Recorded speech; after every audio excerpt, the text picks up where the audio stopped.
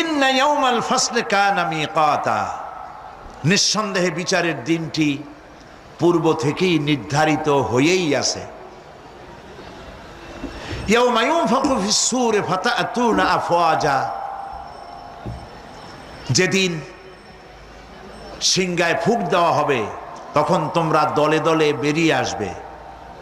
ওয়া ফুতিহাতিস সামাউ ফাকানাত আবওয়াবা, আর আকাশ সমূহ খুলে দেওয়া হবে তখন তা শুধু দরজা আর দরজা হয়ে যাবে।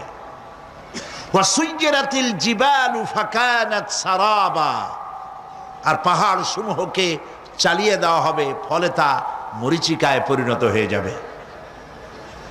তেলাওয়াতকৃত আয়াতের এই হচ্ছে তর্জমা।